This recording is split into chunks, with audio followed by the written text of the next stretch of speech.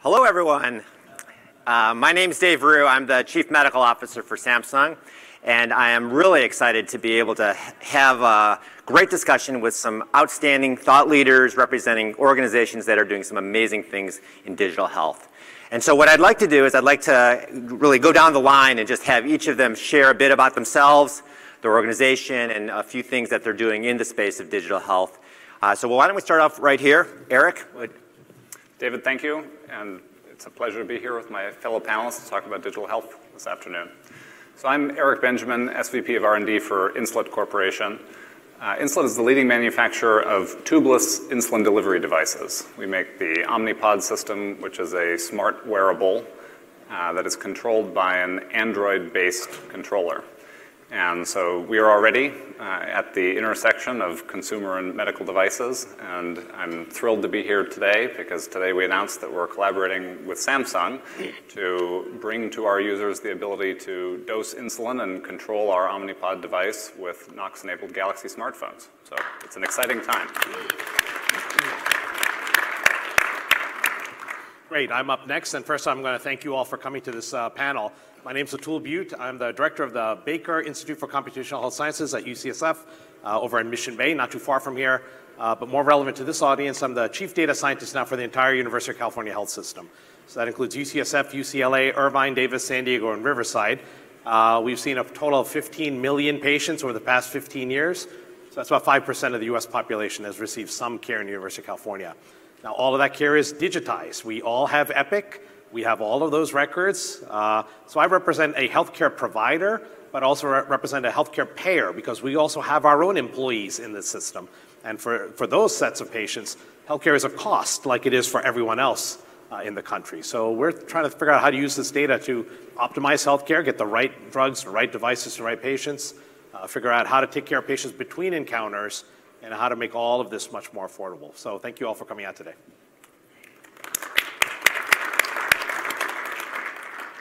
Funahashi from Kaiser and Dave, thanks for inviting us today to participate in this panel, and thank you all of you for coming and joining us. My role is as Chief Innovation Officer for Kaiser and my other role at Kaiser is an O2 surgeon there.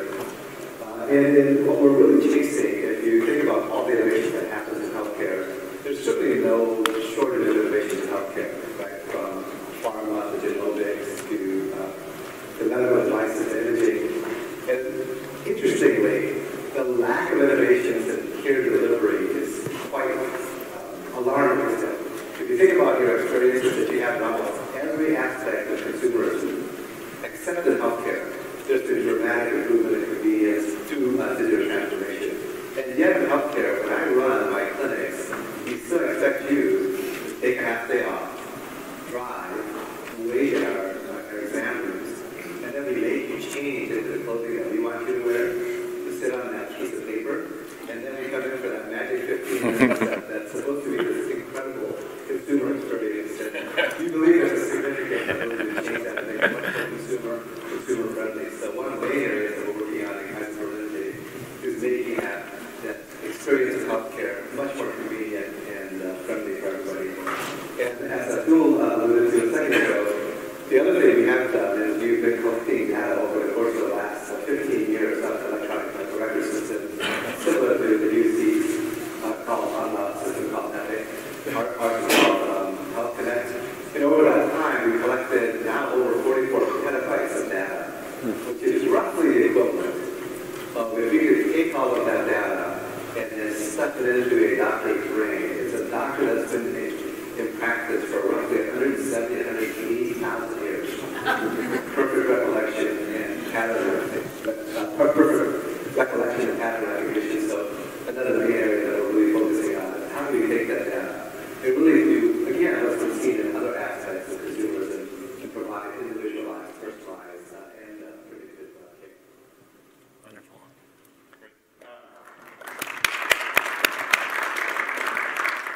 Good afternoon, everybody. It's a pleasure to be here. My name is Leach. I'm the Chief Technology Officer of a company called Dexcom.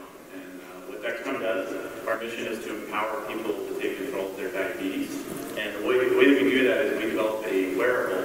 It's called a continuous glucose monitor. And what it is a patch that people with diabetes can wear, and it provides them real-time information every 5 minutes to get an update on how their glucose is changing.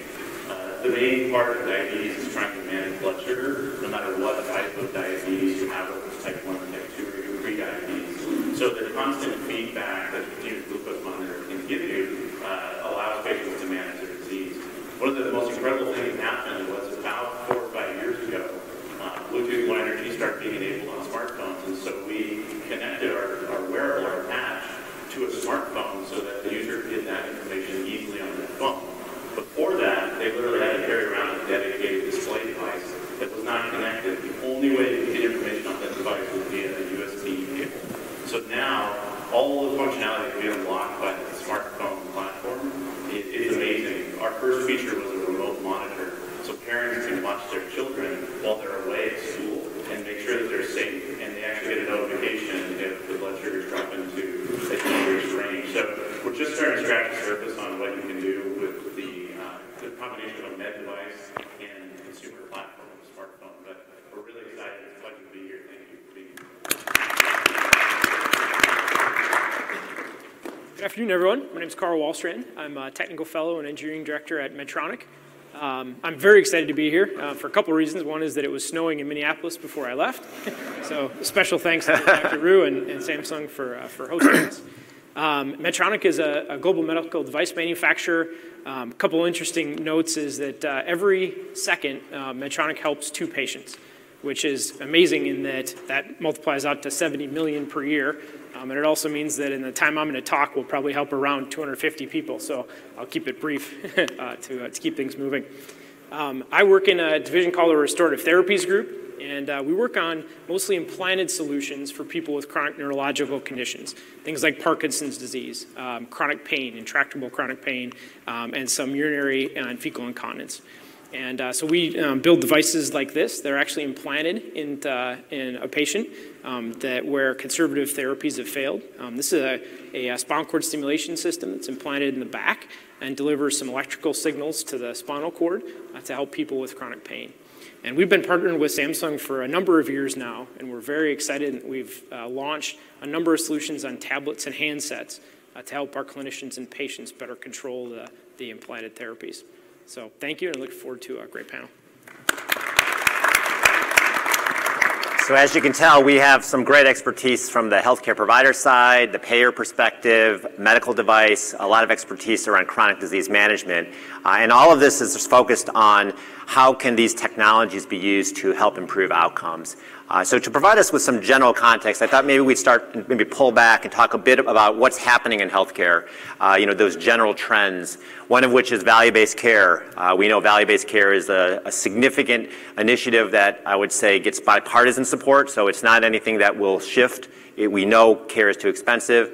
Would love to hear your thoughts in terms of kind of both where do you see this going, how does this impact the consumers, how does your organization work within an area of value-based care. And I'll start on the far end. I know Carl, Omar, your CEO, has made some very positive statements towards that. Perhaps you could illuminate us with some of those insights. Yeah, certainly. So Omar Ishaq, our CEO, has been very focused on value for a number of years now. And it's about providing optimal care at cost that continues to provide value. In our particular group, things that we look at is how do we help folks with chronic disease return to a more full life. So Medtronic's overall mission is to alleviate pain, restore health, and extend life. And our goal in the group has been to focus on some of those chronic neurological diseases where earlier treatments have failed, and drive some things to bring people back to a better quality of life. And Ted, I know when you think of Kaiser, you think of it both from a provider perspective, a payer, really owning the total cost of care. And for many years, you have been doing value-based care. So this isn't a new concept, but you see it continuing to evolve. Perhaps you could share a bit about how does Kaiser see its role, and in particular, as a leader in the area of value-based care? Yeah.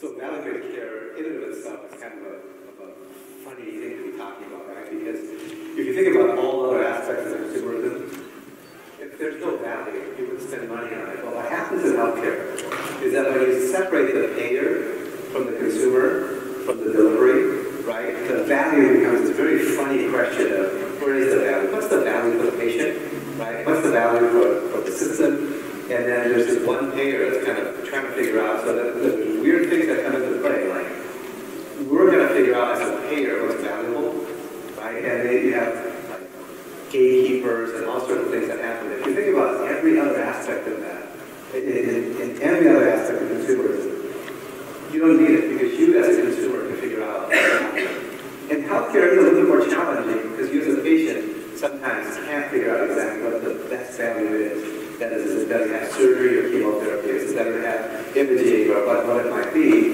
And that's actually the doctor's role, right? So that's the thing we would typically figure out. What do we typically depend on to figure out where the values are? And it's all about evidence-based medicine, right? If the evidence is there that the imaging makes a difference, if the evidence is there that chemotherapy makes a difference, if the evidence is there that intervention, surgical intervention makes a difference, that leads to better outcomes, that's what we ought to all be doing. And it doesn't sound like a secret sauce, right? But it is how we have practiced for the last 70 years.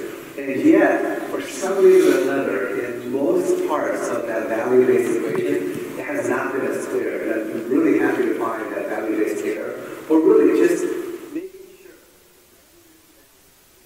better at improving health is the best way to spend that money. Is a little bit more obvious. We have that in every other aspect, right? And in fact, if you really look at most of the consumers, and like if you ever shop, who's ever shopped at a place called Amazon? Right? I've heard of it.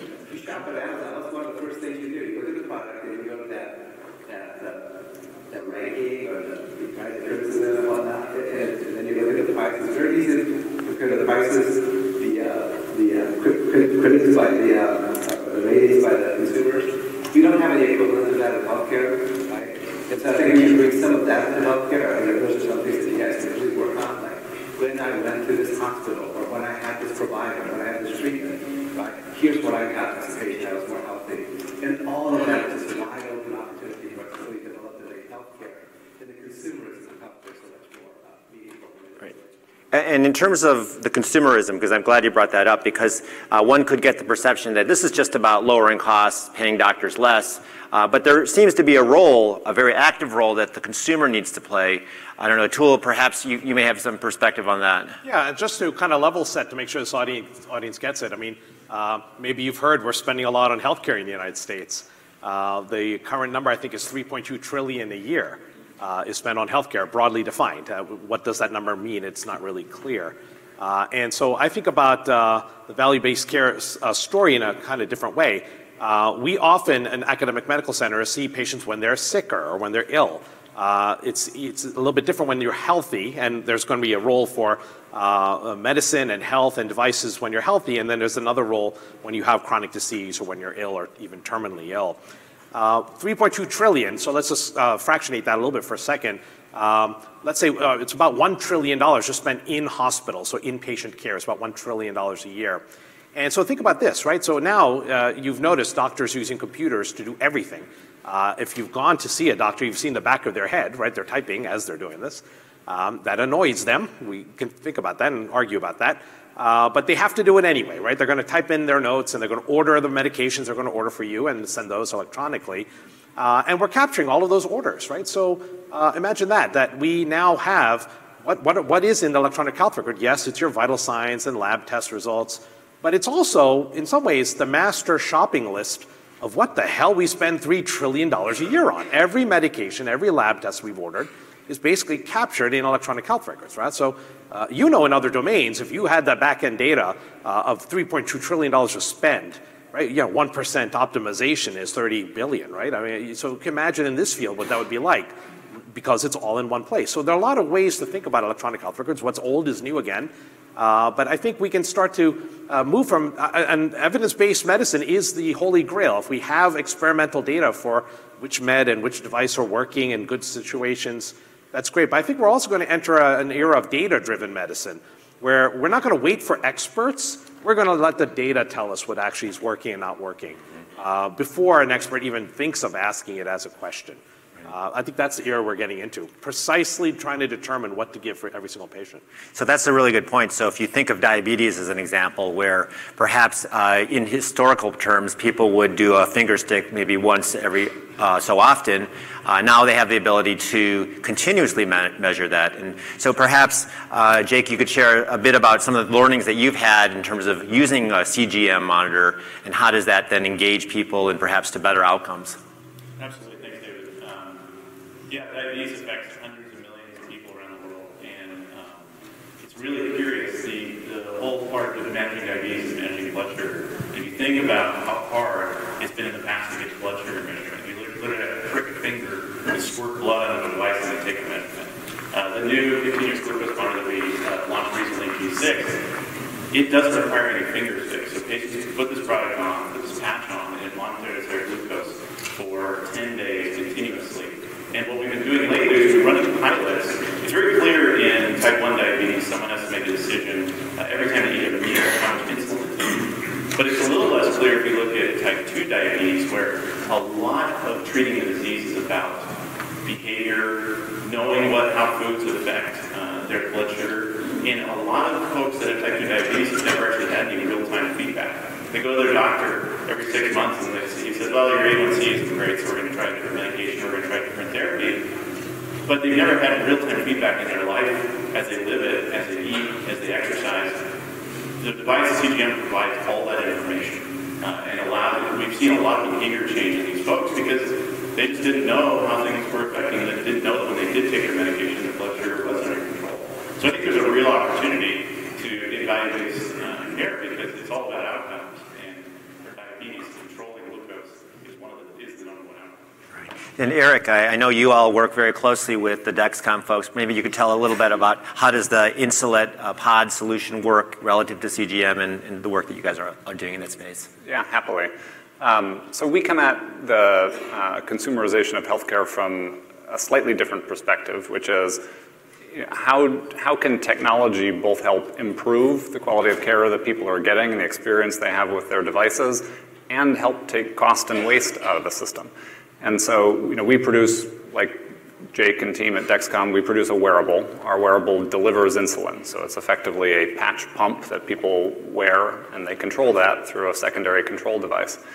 And exactly as Jake described with finger sticks and the need to manage blood sugar, it's fatiguing to live one's life and have to deal with insulin delivery. You wake up in the morning, you adjust insulin delivery. You go exercise, you adjust insulin delivery. You prepare to eat, you adjust insulin delivery.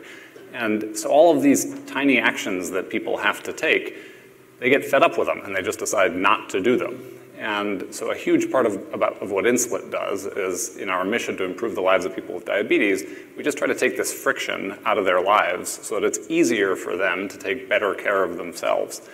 And one of the ways that we've been pursuing to do that is, for the last 4 or 5 years, the single most sought feature by our user base has been the ability to dose insulin from their personal mobile phone. Because just the fact of carrying a second device and the fact of having to remember to charge it, carry it, pick it up and use it when it was time to dose insulin doesn't sound like a big burden, but if you're doing it 25 times a day, it's really irritating. And so, we've been on a mission for the last number of years to try to meet this need. And as I said in my opening, I'm thrilled that today we're able to say that, we're targeting a 2020 launch for a collaboration with Samsung where we're going to let people dose insulin from their mobile phones. And, that's possible because of a combination of technology evolution and people being ready to trust their consumer technology with the confidence that's necessary in order to deliver what is simultaneously a life-saving and potentially fatal drug. So it sounds like actually something quite different than what we're used to, where maybe in the past we could have just seen data on a watch or on a screen, but we're actually now talking about administering a medication directly from your own personal smartphone. That's exactly right. I mean, that sounds, and then what was the process that you had to go through to get the approvals or clearances from organizations like the FDA and things of that sort? Yeah, so we're in the middle of that, but we've gotten far enough along that we're ready to talk about what we're doing. We began this process a number of years ago where we could see that this was the direction that industry was going. In early generations of our device, like Dexcom, we had a separate supply chain that produced a dedicated controller, and we looked at that and said, it's basically waste. Everybody hates it. Nobody wants to use it. It adds cost to the system. And what everybody is asking for is to put this on their mobile phone. And when we began working on the generation of our system that launched this year, we could tell that the technology and indeed the regulatory environment wasn't quite there to move all the way to mobile phone control, but we chose to build our controller on an Android platform as a stepping stone that would move us in the direction of being able to do this. And so we worked on that product over the last couple of years. Our controller today is an Android-based app, and over the next 2 years we'll be working to cement all of the steps that have to be gone through to get us migrated from a dedicated Android-based medical device to delivering insulin on somebody's mobile phone. And the critical pieces are security technology, and that's what you guys have done a phenomenal job in enabling on consumer-level devices with the Knox platform, as it provides the type of security that companies like us need in order to assure that we can allow folks to safely deliver drugs from their personal devices. That's great. And I know, Carl, we talk a lot about chronic disease, and diabetes is probably one of the first things we talk about. But everything from managing your bowel and bladder incontinence, pain management, these are all chronic issues. Medtronic spent a lot of time thinking about them. And yet at the same time, they seem to have the same issues that consumers, patients have around pulling on a device that calls attention to your disease. Maybe you could talk a bit about kind of the experience that you have seen from end user patients and where Medtronic's moving towards. Certainly, and thank you. Yeah, we've been thinking a lot about how to bring consumer products into the therapy, and really centered on three things. One is the familiarity of the user interface, right? We've all utilized phones, tablets before, and there's a huge investment the world has made into getting us familiar with that. Second, the infrastructure is second to none, right? Everything that people in this room, outside, cellular providers, et cetera, have put an incredible infrastructure in. And then the last is acceptance, and Dr. Rhew touched on this a little bit, is that phones, tablets are so accepted these days that they're really discreet. And if you can imagine a patient with chronic pain, sitting at a table in a cafe, doesn't necessarily want to bring attention to them having a chronic disease. And so if we pulled out an old programmer that's custom built, they might draw attention to themselves. Whereas if they bring out a cell phone or a tablet and make those adjustments, it's just like any other of us, checking stocks or whatever we might be doing right now. And so we really have been thinking about, bringing those three elements of familiarity, infrastructure, and then the discreteness that it brings. And so for about a year now, we've had the ability for our clinicians to control our implanted spinal cord stimulation systems for chronic intractable pain with tablets, as well as patients to control some of their temporary devices for urinary and fecal incontinence. Also over the summer, we've launched the ability for clinicians to control some of our deep brain stimulation systems for Parkinson's disease with an Android app on a Samsung tablet, as well as some of our implanted infusion systems for chronic pain. And the reaction from both patients and clinicians has been fantastic. Yeah, definitely seeing a movement towards the use of consumer devices to manage one's medical care. With all that new data that's coming in, now previously one could consider this sort of siloed data. It's now accessible on a phone. I mean, I'd love to hear your thoughts, Atul, in terms of like what can you do with this type of data, which we hadn't had access to before. Yeah, so I think data really empowers many different groups. Certainly from the provider side and the health system side, we can improve the quality of care we're delivering. Hands down, we can see that. For example, medications that might be being used inappropriately, medications or test results that might come back weeks later that maybe a physician might have missed. But even simpler, lower-hanging fruit, a physician writing a prescription for a brand name drug when a generic is available. And look, I understand when patients see the color of their pills and they're used to a certain color, they want to keep that. But at the same time, for newer prescriptions, some of this could really be seen easily as a waste of money, where it's the same molecule but just in a cheaper pill. So some of those are actually some of the lowest hanging fruit from the health system side. And the more health systems are responsible for the cost of patients, obviously we look more at these. But I think the empowerment of the patients is also critical. I mean, we're talking about empowering patients here with devices. I think we're going to be empowering patients with data as well. I think smartphone platforms are now going to see more and more built-in core application programmer interface, or APIs, to really deal with health data. We have these standards now. I think most people know their health systems use health portals, whether it's Epic or Cerner or any of these electronic health record vendors. They give us tools to then give to patients, these websites and tools. But I think we're going to get to more standard core operating system level tools, where if you have care across different centers, data gets integrated. There's a standard if you're an aficionado, certainly most people in this room are developers, a standard called FHIR, F-H-I-R. I don't even remember what it stands for, Federal Health Resources, something like that, where FHIR resources are going to be a really positive way to share data. Again, I'll just shut up in a second here, but there's also this narrative I hear out there that we in health systems don't want to give data to patients. We've always wanted to give data to patients. We never have had a problem with that. And by the way, it's federal law too. We have to do it too. Yeah. We've always wanted to. But obviously the core way we've always done is to make PDFs or copies of printouts. I think we've all agreed on standards now, and we're using those standards. Many of the health systems around here are exporting FHIR resources right now. If you start to code for that, you're going to start to see that's available as a developer. So it's an exciting time. In terms of data and what you can do with it, I mean, one could look at it just from a dashboarding and say, oh, here's how I've done, and maybe draw some insights. But how about in terms of being more proactive, like analytics or machine learning or AI? Love to open it up to any of you all to get your thoughts. Is there opportunity? Could you combine that with like one's lifestyle and your activity, maybe with your own medical record? What are the opportunities there? You want to go first? Wow, so that's an entirely huge category of discussion that we could probably spend the rest of the day talking about.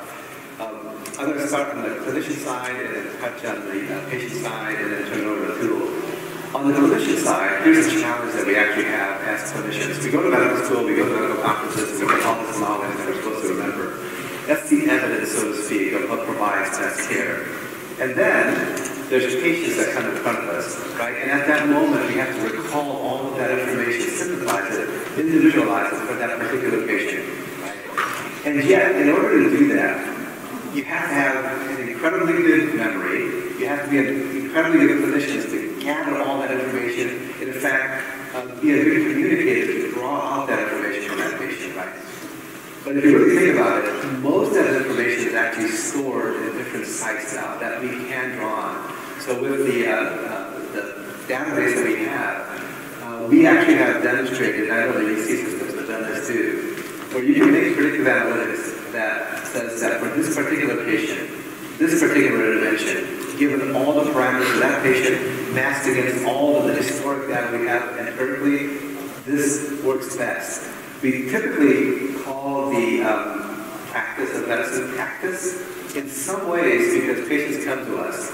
We go through these stages of care. We say, oh, you're hypertensive. We're going to give you this medication first because that's the protocol. Oh, it didn't work for you. We're going to do the next one. That one you have an adverse reaction to. We'll do the next one, and we keep doing it until we find that formula for you. And the fact of the matter is, these days, with the information on the individual and the historic information we have on like individuals, similar to what we talked about or joked about with Amazon, we can tell you which one of those patients are most likely to react to some of those drugs, and which one of those are most likely to be effective for those patients. If I can get that information in front of me, when the patient is there, now the entire measurement of quality changes. The historic measurement of quality used to be how close am I practicing medicine to that evidence-based medicine, and there's some proxy measures for how close I am. In the near future, really today, you can deliver quality at the individual level when the patient is in front of you and provide that predictive analytic and the individualized analytic for the patient as almost a second opinion every time a doctor makes decisions, right? And that really begins to drive quality. And in fact, when you want to talk about value, that's where the value really is, right? You as a patient that comes in and you want to make yourself better, wouldn't you want to have something that's most individualized for you by gathering the information about your behaviors and all the other parameters that are important, and get you the specific intervention that's most likely to give you the most positive health outcome. That's in our hands today. It's really a matter of just analyzing it.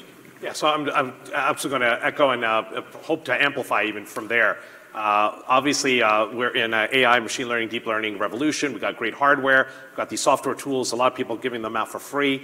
Developer conferences just around those. And in the space of biomedicine, we have enormous data, right? So we're obviously talking about electronic health record data, but just to put in a plug for all the genomic data that's out there and coming, the genome sequencing. We also have imaging data, so X-rays and even pathology, where instead of glass slides, we're also scanning those in. And so it's a great time to be an AI ML developer here in biomedicine. Now, in particular, certain areas I think people are forecasting first to really be impacted by machine learning. Obviously, pathology and radiology are very image directed. We've all seen all the competitions for machine learning, deep learning on image recognition. And so it's a matter of time, I think, before, it's only a matter of time before software and algorithms can actually perform reasonably well. I think it's a race right now. Every medical center, every group of innovators is trying to just push the other. And some of us are doing some of this ourselves, but we're also working with groups, whether it's Google or GE or any others. And just to make this concrete, so I have an example of a UCSF partnership with GE. GE makes X-rays. They make a lot of things, but they make X-rays, X-ray devices. And it's not about getting rid of radiologists. It's about giving them superpowers, right? That's the concept here. So there are two things that are really painful to miss in an X-ray. One is if you have a little bit of a collapsed lung, like a little air got leaked in between where the lung is and where the chest wall is. You don't want to miss that as a radiologist. So you've got to do something about that. It's hard to see sometimes. The other is if you're really sick and you can't breathe, we stick a tube down your throat to help you breathe. We put you in the ICU. Where is that tube? What's the other end of that tube look like? Obviously, we're giving you 2 lungs worth of air, but if that tube is in one of the lungs, it's not a good thing to put 2 lungs of air into one lung, right? Obviously, it's got to be in the right place. So where is that tip of that tube? Those two are both high risk. Right? If you get that wrong, it's a world of badness. And the computer can do this. And so we have developers that do this, and we enter into partnerships with GE and similar arrangements with others, where now the mobile X-rays of the future will give that readout to the technician, right? You don't have to wait for some doc to see hours later. It's in the middle of the night. At least there's a quick read from the software, right? We're not going to fire radiologists. We're not going to get rid of pathologists, but it's about giving them superpowers. But there is this narrative that all of a sudden we think doctors are going to be obsolete. I won't spiel on that. I won't start that yet. But I don't think that's coming. It's like X-ray and MRIs, right? Those are amazing tools that let the doctor see inside you without cutting you open. Superpowers, right? Some of these superpowers are going to be predicting the future, seeing what's going on, seeing what's happening next. It's about empowering the physicians with AI. If I can just add and kind of zoom in on a couple of very pragmatic and close-in opportunities for how some of these things can help in diabetes. I described that one thing users really want in the delivery of insulin is to be able to use their mobile phone to do it. When they let themselves dream bigger, what they really want is complete automated insulin delivery. And there's a variety of physiological reasons that makes that challenging. But we see that data has the possibility of taking an awful lot of the cognitive burden off of users, so that you can imagine once insulin delivery is on a mobile phone combined with glucose data that's also on that mobile phone knows a lot about the individual. It knows their calendar, it knows their activity, it knows a huge amount of stuff that the user today is manually providing the insight into when they're choosing how they're going to dose insulin. And so, it's not a big stretch to see that in the coming years, that'll be automated. And it may not be automated quite in the way that the user trusts the device to just make the decisions, but the user might get a pop-up that just says, it looks like you're about to go for a run. Would you like to modulate your insulin delivery accordingly? Or you've got reservations for dinner. Would you like the bolus that goes along with whatever that is? And so there's some very close-in opportunities that will facilitate tremendous improvement in the lives of folks with diabetes just by getting all this data together into one place on a mobile device. It seems like lifestyle is such a critical part of managing these chronic diseases and really understanding, your diet, your activity, your sleep and stress and all these other elements. the way that we have traditionally said is, well, why don't you put it into a diary or something? But we're really moving towards an automated, more seamless mechanism. And one of the things that has gotten a lot of people really excited is perhaps maybe there's some sensors that could be put on a wearable. This could be an automated mechanism. I'd love to get your thoughts in terms of what do you see the role of wearables in terms of capturing this, and what type of things would be most valuable? Well, I think glucose is considered the sixth vital sign. It plays such an important role in health. And one of the things that we realized is we have a lot of internal work we're doing on analytics to help people make the decisions they have to make every day with diabetes. Not just giving them their glucose reading, but what do you do with that? We have a partnership with Eric's company, Insulet, to develop an automated system that takes the CGM glucose readings and delivers insulin from their pump, and it dials that in for each patient. But what we realized is we can't do everything, and so one of the keys to making the wearable data accessible is figuring out how we can make it accessible. One of the things we do is on our app, users can select S-Health, so the app will put their glucose readings into S-Health so it can be used in the Samsung ecosystem. We also have a developer portal. It's developer.dexcom.com, where anyone like yourself, an app developer, if you want to develop a product that uses, for our patients that uses their glucose reading, obviously they have to consent to it within the sign-up of your app. But you can go to our website, register as a developer, and then we can give you access to our APIs that you can pull glucose information from our secure cloud into your system and make a wonderful experience for the patients. We recognize that bringing this data up and making it available is a really important part of the future. Yeah.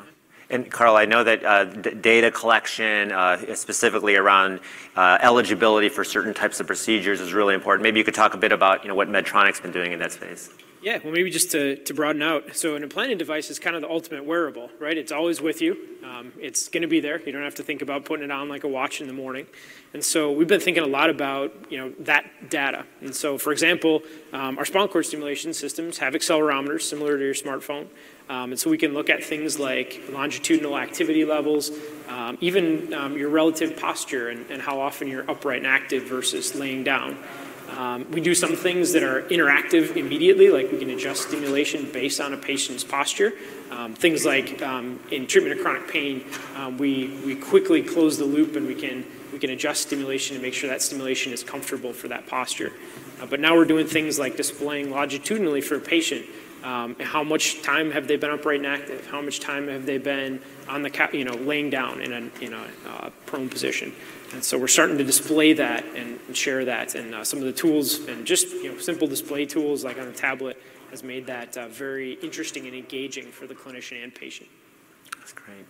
Yeah, I think generally speaking, the whole concept of trying to understand all the elements of one's lifestyle are starting to become recognized as relevant to outcomes and part of value-based care. And I think we just don't have enough insights into what's going on. And so these types of things, whether it's in your body, on your body, or through some other mechanism, is starting to create a new opportunity for us to be able to draw these insights. I wanted to talk a bit more about this process of taking the device, bringing it to an organization such as the FDA, because what we start now talking about are issues around regulations, and so these tend to be the barriers that oftentimes stop many developers and organizations from moving forward. FDA, HIPAA, data security and privacy. I wanted to get the perspective of, let's start with the folks who have gone to the FDA and have dealt with some of these, and then we'll talk a bit more about some of the data security privacy. But maybe Eric, why don't we start just talk a little bit more about your experience working with the FDA. Has it changed over time, and kind of what your thoughts in terms of specifically this type of activity using digital tools? Yeah. I think the first thing is there's never been a better time to be a developer who's interested in healthcare. And that's true for a variety of reasons, but among them are that companies like Insulet would love to hear from you, and the FDA has never been more receptive to collaborations between folks who are in consumer devices and medical devices. We recently announced that we're working with a Bay Area nonprofit who had not been a a developer in the past, but we learned that they were interested in producing a controller for our wearable. And we reached out with them, connected with them, said, that sounds great. How do we work together? And the regulatory environment has moved in the direction of supporting those types of collaborations. And certainly at Insulet, we see tremendous value in how developers and folks whose backgrounds might be in the consumer electronics space, the ideas and problems that you guys are going to help solve that take the friction out of the lives of folks with diabetes is going to be a big part of the next phase of technology advancement in the space. So we'd love to hear from you, and we're happy to help navigate the regulatory challenges, but they're getting smaller every day. Yeah. Jake, you want to share your thoughts? Yeah, it's a great question. So as medical device manufacturers, we live in a regulated environment. The Food and Drug Administration, the FDA, their job is to ensure devices are safe and effective before they're put on the market by manufacturers. So one of the things that we pushed for very hard was this integration of the CGM device with the smartphone. CGM, when it was first approved in the late 90s, it's called Class 3, which means it is in the same realm as some of the defibrillators. It had a very high level of scrutiny by the FDA. They had to review a lot of things before they'd approve the product. And what we did was we started working with them about 2010. It's about 4 years before we actually launched the product on the smartphone platform. Working with them on educating them about the technology and how it can be done safely. The FDA is extremely collaborative, and what we found is over time, they've continued to embrace technology, and they're seeing how that the smartphone platform is a great, convenient way to deliver care. It's discreet. Some of the wearables, watches, one of the best things that we see is our users love smartwatches that are integrated with their CGM because it's so discreet to look at your wrist. They don't even have to pull their phone out. You can just look at their wrist and get their glucose reading. So the FDA has evolved quite a bit. Recently, our most recent product that got approved, they actually down-classified the level of regulation that was being applied to our product because it met these newly standards that they established that said, if your device performs at this level, it's called the integrated CGM standard. If it performs at that standard, then it's a lower level of regulatory oversight, which means we can go faster. We can deliver products to our customers even faster. And so we love working with the FDA. We do a great job. And they're continually evolving over time. And as Eric said, it's the best time to be developing in healthcare. Yeah. Carl, how about your experience at Medtronic? Certainly. I mean, I'll just add to the comments made. So one of the most critical things is risk in the system. And so, for anybody that's thinking about working on it, first thing to do is look at risk. Where might risk, could it manifest within the system? And then second is the FDA provided a pretty nice guidance in 2013 around mobile medical applications. And that's the next thing to go take a look at. And then the last thing to do is go have an interactive conversation about the different components and their relative classification within the system. And we've seen the ability to talk about different components in the system having different classifications. Our implanted devices will remain Class 3 medical devices for probably the foreseeable future, but other components in the system may not. And so if you kind of take a look at those three aspects, that should give you pretty good guidance. And then with all this guidance that's being provided, now we're having opportunities to manage data sets that we hadn't before.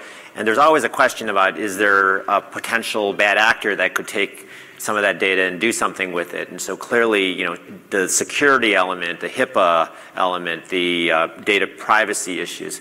I know that healthcare providers think a lot about this. I wanted to get the thoughts from Atul and Tad on those topics. Yeah, so first, before I get to that, I think it's great you asked a question about the FDA, and before that, you talked about value-based care. Mm-hmm. I want to make sure people get that in some ways now, the FDA seems like a controllable process. To me, more random was the payers accepting some of these devices. Mm-hmm. That's still an uphill battle. That's random based on the payer side. Yeah. So think about them as another barrier that it's a little bit more variable. On the data side, I think it is an interesting time, right? We certainly have breaches. All parties in the system now have breaches, whether it's payers or healthcare providers. And we've had HIPAA now for 20 years. And people think HIPAA is a barrier.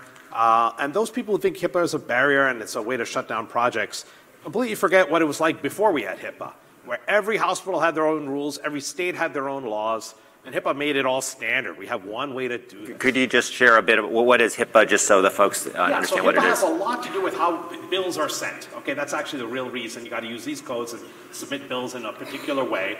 But relevant to this audience is how data should be shared. And so we have to, you go to a doctor, you get a privacy policy, you read it, you sign it. We are allowed to share that data with other healthcare providers for you. That's never been an issue. We are allowed to share that data with companies that do work for us, but they have to sign something called a BAA, a Business Associates Agreement.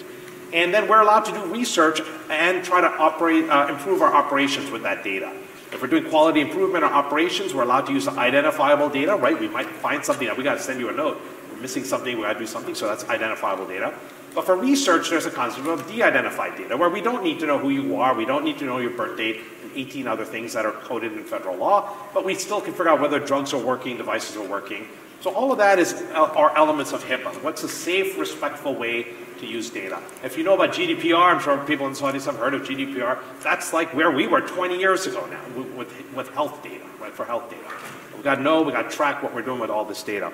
So a lot of companies come by, right? I mean, so you're looking at two major health systems here, Kaiser and UC, and a lot of startups are knocking on the door constantly. And it's tough because there are many in this area, certainly in this state. But you got to know what these acronyms mean, right? You got to have a data security policy. We're going to audit that. We're going to see where you're keeping your data. And you're going to have to indemnify us if there's a breach. You're going to have to sign a BAA.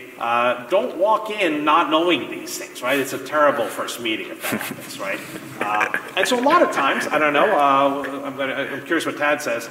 A lot of times when startups come to me, I send them to a local small hospital first. In this area, I send them to El Camino Hospital in Mountain View. It's neither UCSF, Sutter, Kaiser, or Stanford, right? So it's a neutral ground, right? And go knock there. They love to work with startups. And go see what you can do there, and then bring the white paper to us, okay? Show us what you did at a local hospital first. Because in some ways, we love working with companies, but you know, I mentioned GE, I mentioned Google. It's hard for us to work with startups. We love them, but it's also hard. We're a rotten first customer to have, right? Because we're going to have a lot of rules for you. Because we're super sensitive about the data.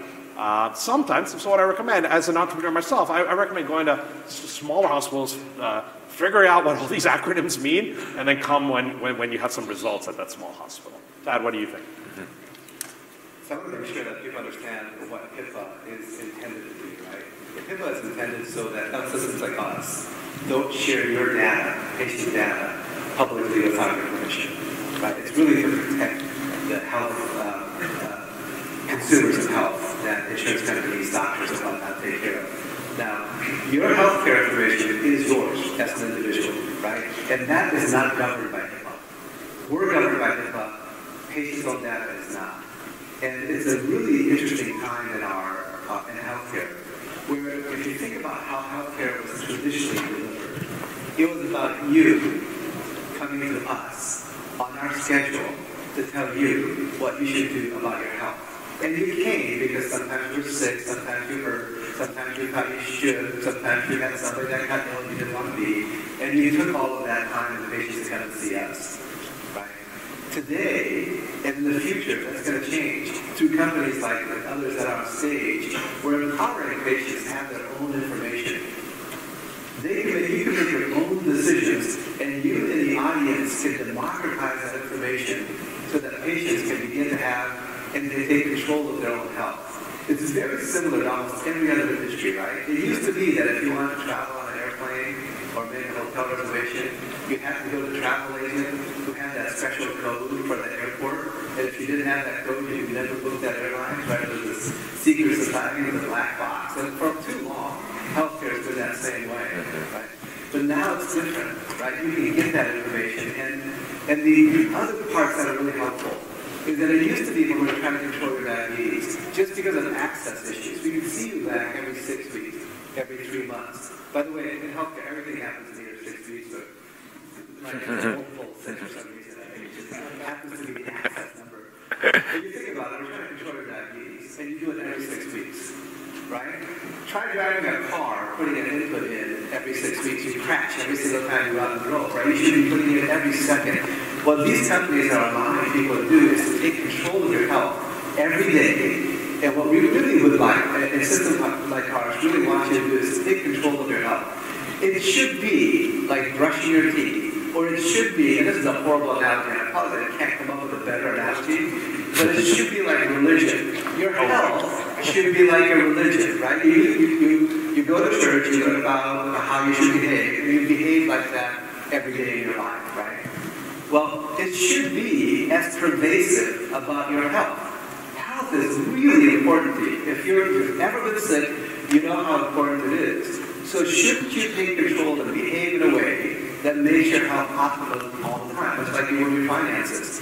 And what companies like these are doing, and what you guys can really do for the consumers, is to take that information and make it available for them. You can do that. Now and if you think about some of the things that larger companies that's hosting this conference like Samsung is doing, and democratizing more of the data and integrating the data from every aspect, like what you saw with Pixie, imagine if you could make health a part of that, right? So every time you open your refrigerator, you use your cell phone, you do your laundry, hopefully, all of that makes a difference in terms of how your health might be. Think about applications. Walk through your life every day and go, boy, if I only had blank to control my hypertension, diabetes, hyperlipidemia, COPD, it would make it so much easier. And the right things for that. It would really help the healthcare system, and it would dramatically improve the health, not just in the United States, but across the world. Atul and Tad, you've shared some really great advice for the programmers and the developers out there. Would love to hear the thoughts from the other folks. If you could share maybe one or two bits of advice for them, as they walk out, what are these takeaways? What should they do based on what they're hearing today, what they'll see out there? Maybe Carl, you could start. Yeah, I shared kind of the couple keys around medical already. I think, one of the first things to do is understand risk in any system that you're doing. I would certainly recommend, again, to go take a look at that guidance from 2013 from US FDA. And then last piece is just think about the broader system that's being developed. And you have people from different portions of that broader system on the stage here, but think about both the particular system you're working on. Think about how it fits into a particular, let's say, clinic or office, and then think about how it might fit into the broader overall system with payer and even broader with societal impact. So think about that broader system, and that'll help you focus on critical things within the smaller system you're working on. Jake? I think one of the keys if you're interested in developing healthcare devices is embrace the FDA. It's an important part of the business. And as Carl said, it's all about risk. You look at how your system performs. I think all of the new platforms and functionality that's coming out on smartphone devices, you can do a lot of very exciting features very safely on those platforms, and all you have to do is educate the FDA on how that is done. And don't give up. Don't take it hard. We got a lot of no's before we were able to integrate with the smartphone and have a patient use that as their primary display of mission-critical, life-critical systems. So don't give up. Be passionate about what you're working on. Ted? I would say a couple things. One, try to figure out how it is that you can take health and integrate it into everyday behavior that people do. But you have to make a separate behavior, a separate event to look at health. People forget to do it, right? But you should figure out how it is that the devices that they use every day matriculates their healthcare behavior into that particular device. Whatever it is, look for something that everybody does all the time. The dentist did it really well by making sure that people brush their teeth, right, every morning. How many of you brush your teeth every day? It's a part of the thinking. Yeah. It should be something that you do every day, right? It's a part of you taking a shower, brushing your teeth, having breakfast, going to the bathroom, the toilet, whatever it might be. It should be integrated in every aspect of your care, right? So figure out a way to do that. Number two, this is something that we haven't talked about as much. But how many of you have ever gotten an advice from your doctor and said, I'm going to take that advice just purely and not talk about it? Almost never do you do that, right? The way you behave, the decisions that you make, is with the social networks that you have, the families and friends. In fact, many times you stay healthy because you want to stay with your friends and family. So figure out a way where individual people's health and each other begin to lean in on keeping each other healthy. An entire social network, social determinants of care, is really a key area that has been untapped so far. You figure out a way to tap into that, kind of like how, before Facebook, I'm sure you guys all have friends, right? But Facebook basically just digitally, you can measure how many friends you have on Instagram and whatnot. But the fact of the matter is, all of the healthcare and health interests that your friends and families have, be it your weight, your hypertension, your fitness level, is a part of how you behave in social circles. You make that something that everybody can work on together, and again, you're going to improve the health of our community. So a couple of areas in there, and for those of you who have other ideas, please come and see me. Be happy to talk with you guys in terms of how we can improve health. Again, healthcare is not about doctors making money to make people healthy. It's really about us figuring out a way to keep you healthy so that eventually we get to a point you don't really need to have doctors. Yeah, Atul. I would say my advice would be to go after the unmet need, and there is a lot of unmet needs still in health and medicine. It's not hard to find. But another kind of global thing to think about is we got to all operate in a self-respectful, safe, respectful way. I think it's critical to maintain the trust of patients. That's what we all strive for, I think, on this stage. And you always want to operate in a very safe, respectful way with data, with patients. There are no corners to cut here. It's got to be done right, and it's worth going by the book in the end to do that. But the third thing I'd say is you got to decide really early on who exactly are you going to help in this complex ecosystem. Are you helping the patients? Are you helping, but are you in patients even? Are you keeping healthy patients healthy? Are you trying to minimize the suffering of the ill? And those are two very different models and business models. Are you trying to help providers and health systems? Are you trying to help payers? Are you trying to help businesses that actually pay for most of private healthcare in the United States? Are you trying to help pharma companies or device manufacturers? Pick one of these. I see a lot of startups that are trying to do all of these. It's not going to work. You're never going to hire enough people to address all of those. Pick one, and go deep on that one, and really make the case why you're helping that group. But there is a lot of unmet need out there. Play by the book. Don't try to cut corners here, and figure out who exactly is going to be your target customer. Great. Eric? Yeah, I'd say two things. The first is get started and get help. And it's an incredibly dynamic marketplace in health technology at the moment, and so opportunities are coming and going very rapidly. So get started so they don't pass us by, and get help. Others have already described, talk to the FDA early and often, talk to companies like us early and often, because in many cases, companies could be great partners for some of the ideas you guys have, and we'd love to talk to you. So first of all, I want to give a quick round of applause for our panelists here.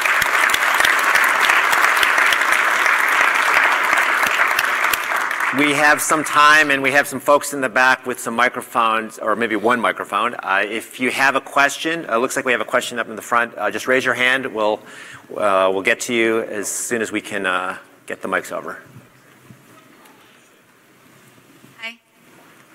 I have a question about all the kinds of devices that patients go through. So just like, let's use the diabetic group.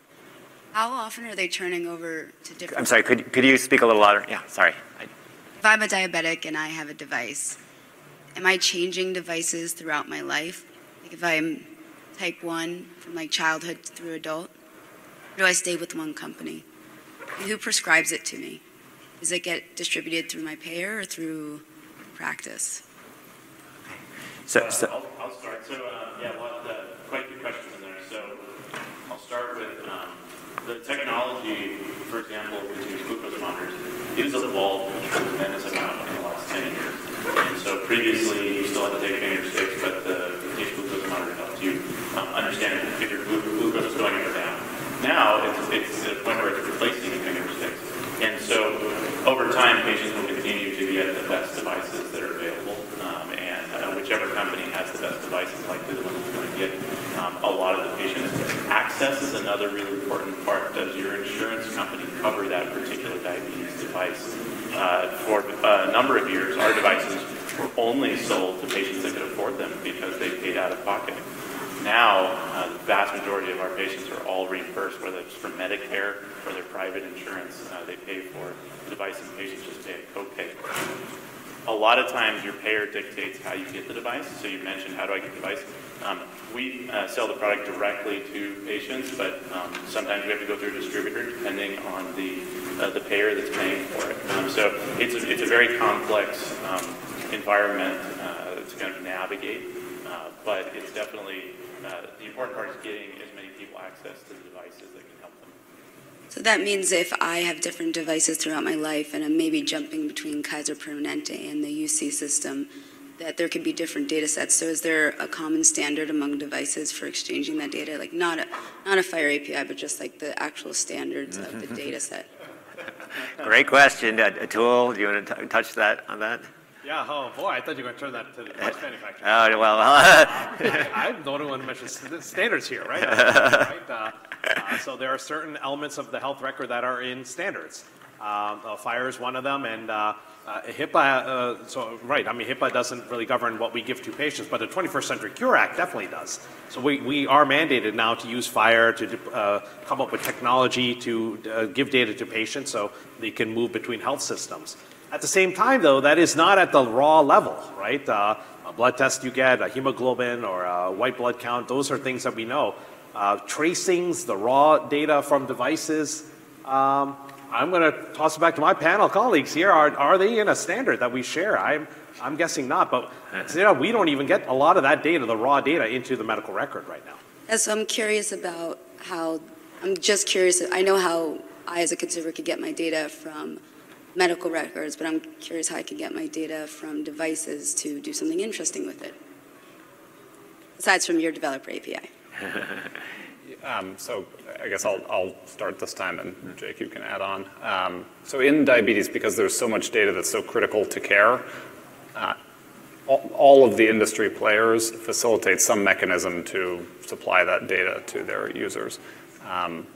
Insulet has partnerships with 3 or 4 different systems that allow users to do that, and most systems at this point are cross-platform. So while there isn't a single standard, the industry participants recognize the value in users having continuity of the access to this data and have themselves gone about trying to make that happen. Okay. I believe there's a question right up there in the front. So one of the great things about technology is as we keep evolving technology, we get great cost reduction. One of the challenges I always see within the healthcare industry or the clinics in general is I don't seem to see that cost reduction reflected inside the 4 walls of the clinics.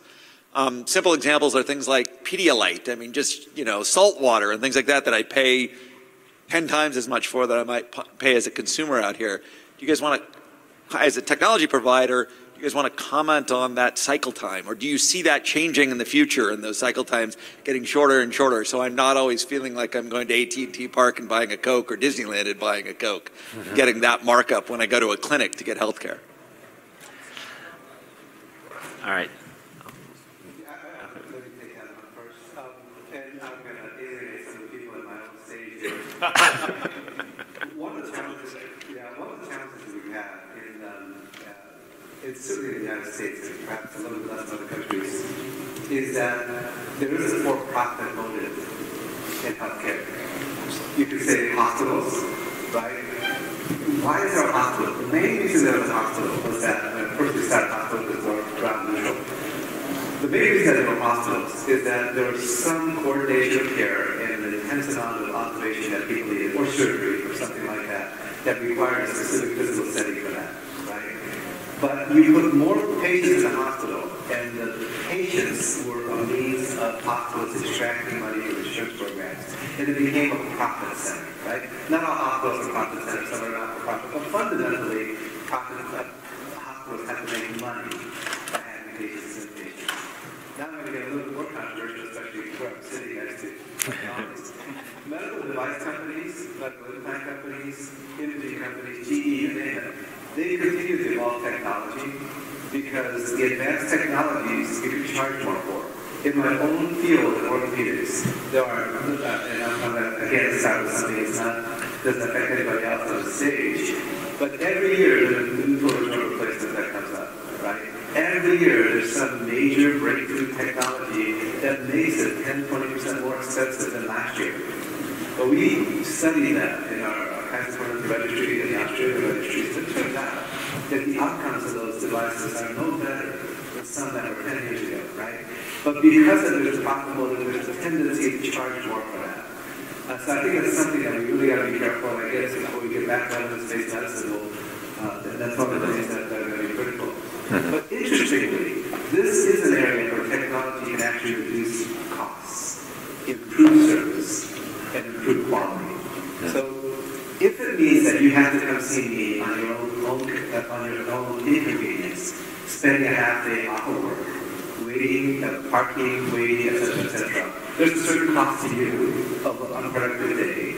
And there's a certain cost to me because I have to create this beautiful building that you come in so you be impressed with all of my diplomas and all my nurses and whatnot, right? And you think, well, he must be a really good doctor because he drives a really nice car, right? That whole show is kind of meaningless. None of that adds value to the healthcare system, right?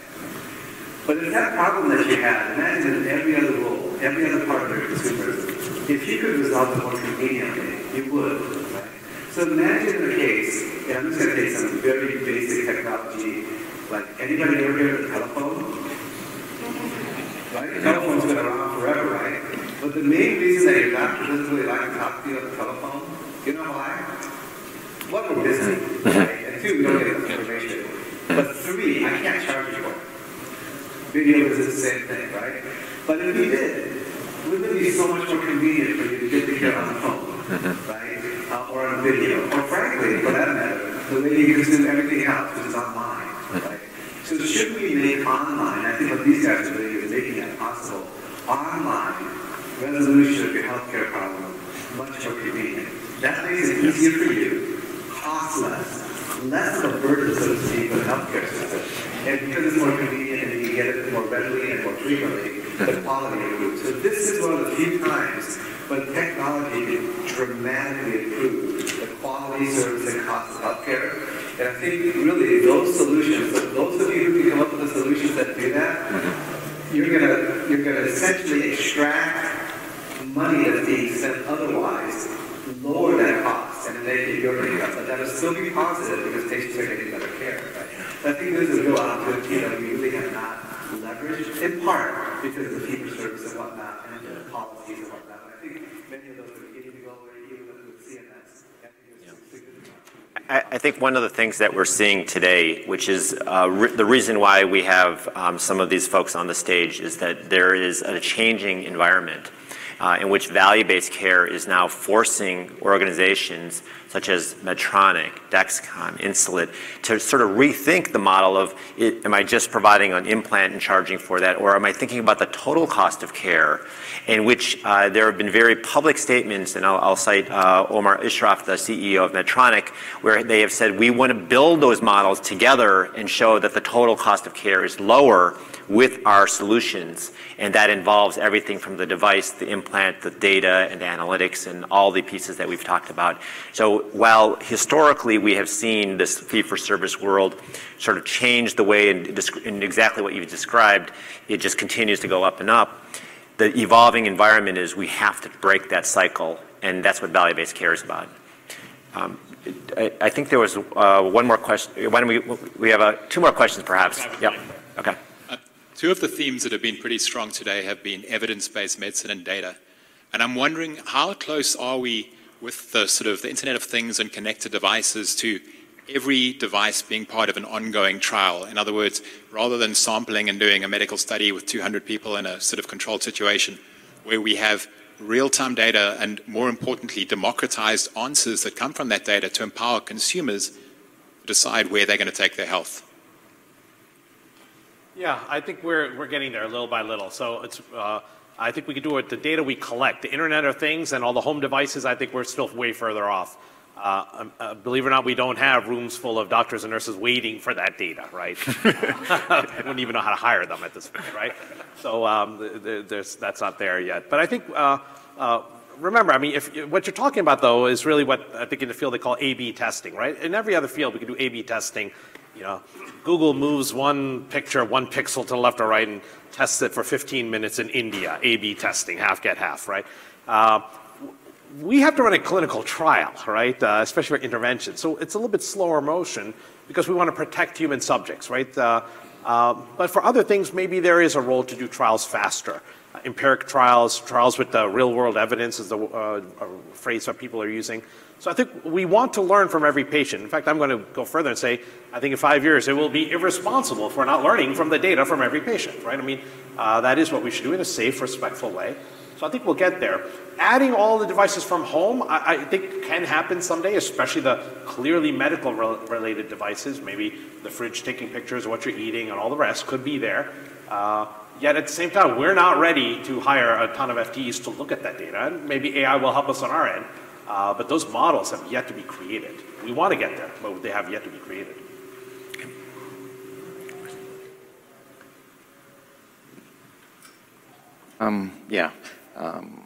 My question is involving how excited are you about the impact of deep learning on healthcare? I'll give you the example of a diabetic who uses his mobile camera to look at a piece of chocolate cake, and through deep learning, it estimates the impact of eating that chocolate cake would have on his glucose level. So that's actually something I'm working on right now. Yeah. There's an app called Calorie Mama that's similar to this. There are a couple of these where they've been trained with typically food pictures, Instagram, and then manually labeled, and they're trying to learn like that. They haven't been impactful yet. I think it's still in the learning stage. It's hard to get a size of the plate. There are certain challenges there that are solvable. But I think that app is sorely overdue. I happen to use Fitbit. I've been typing in everything I've eaten for 6 years. It annoys the hell out of me. I still have to do this. I want to take pictures. In fact, if you look at millennials, they take pictures of everything they're eating. I'm not sure why we're not learning more from these pictures. So I would totally agree with that business model. Yeah, we actually have time for one more question. Okay. With no one on this side? All right. Sorry, because we haven't had anyone on this side. There's one in the back, and I guess if we can squeeze in another, we'll try to. So you spoke about how you can use the whole, dopamine reward that people get from their social setting and use that as sort of a motivation to have them more concerned about their health. And you spoke about Facebook. I'm not a big fan. But I do believe that what a lot of social media has done is kind of disperse human personalities and sort of disperse them on the cloud, so they lose that sense of individuality. That's essentially noise. So noise is propagating to your opinions, and we've seen that with politics, with different philosophy-based opinions. Now the thing is with healthcare that data is so personal and so sort of distinguished to that particular individual. Do you not feel that also would sort of get dispersed? Maybe I'll try to give a really quick answer. I think many people have been writing about the mental health issues of even mobile devices and social media, and there's going to be more questions than answers in the next few months. But I think we would also argue there is definitely a positive aspect when ill and sick people connect with others with similar diseases through social media, especially folks with rare diseases. Much has been written that to have even two people that know each other with a rare disease really enables and empowers them both. So there are pluses and minuses to social media and medicine. Okay, last question. So I've been a technology provider in healthcare for a bit, and I think one of the challenges is designing solutions for the elderly and for people who are maybe not as familiar with newer technologies and stuff as millennials. So can you guys speak a little bit about some of the challenges there and what advice you would give? So I was just in an emergency room with my 80-year-old father, and he's fine. One piece of advice in 3 seconds: increase the font size. I am not kidding you, guys, okay? Make the font, sliders. We've had those for 20 years. Increase the font size. Yeah, we're doing a lot on the senior care side for Samsung, and we can touch base half base, but there's a lot of learnings that I think are relevant to user experience and design around it. I want to thank everyone here on the stage. A fabulous discussion. I learned a lot. I think many of you all did. Congratulations. It was a great talk.